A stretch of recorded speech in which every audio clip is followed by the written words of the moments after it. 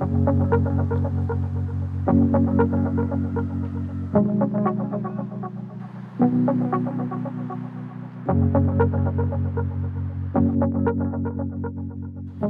sommes au centre sportif Claude Robillard. On est situé entre le Boisé Saint-Sulpice et le collège André Grasset. C'est l'une des plus grandes installations sportives de la région montréalaise. Le complexe, en fait, c'est deux édifices. Vous avez l'aréna Michel Normandin, qui a été construite en 1981, et vous avez le complexe principal dans lequel on retrouve des installations sportives de niveau international, donc des hauts standards. Même chose à l'extérieur. Ça a été le lieu de compétition de haut niveau, national et international. Par exemple, on a eu les Jeux de Montréal, on a eu également le défi sportif qui s'est tenu ici, et le centre Claude Robillard a été également la maison de l'Impact de Montréal, le CF Montréal aujourd'hui, jusqu'en 2008. C'est un lieu où les athlètes de haut niveau s'y entraînent toujours, et le centre est aussi accessible à la communauté, aux citoyens. Grâce à des partenaires communautaires, les gens peuvent venir y pratiquer des sports, des activités de tout genre. On se rappelle que les installations ont été construites pour les Jeux olympiques de 1976. Dès que Montréal, en 1970, reçoit l'obtention des Jeux, Montréal va acheter les terrains aux Sulpiciens, car on est sur le domaine Saint-Sulpice. Alors, on va construire le centre sportif ici qui va servir pendant les compétitions olympiques pour les disciplines de water polo, de hockey sur gazon et de handball. Le centre sportif Claude Robillard va être dans des installations sportives comme le stade olympique, mais aussi comme le centre Étienne-Desmarteaux dans Rosemont.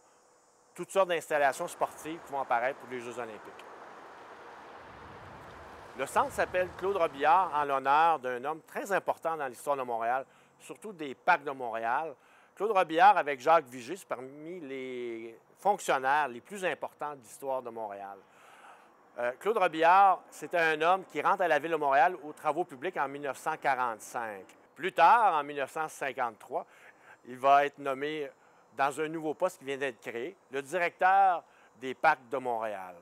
Et sous son règne, les parcs vont être grandement transformés. On va vouloir amener les enfants des rues et des ruelles dans les parcs grâce aux terrains de jeu. Et grâce à lui, il y a plusieurs parcs qui vont être aménagés, mais être également réaménagés, comme le parc La Fontaine, le Jardin des Merveilles, où la population pouvait être en contact avec des animaux. On pouvait aller aussi au parc Angrignon. On va réinventer d'autres parcs, comme le parc Jarry, le parc du Mont-Royal. Et aussi, la culture prend une grande place avec Claude Robillard. Par exemple, il écrit avec Gratien Gélinas. En plus d'être ingénieur et travailler pour la Ville de Montréal, il écrit les textes des Fridolinades avec Gélinas. Et il va travailler également avec le comédien Paul Bussonneau, qui est metteur en scène.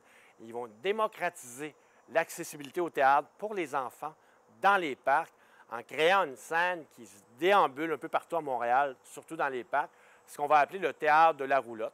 Et c'est dans le théâtre de la roulotte, beaucoup d'acteurs qui sont devenus très connus, qui ont commencé comme acteurs de la relève dans le théâtre de la roulotte.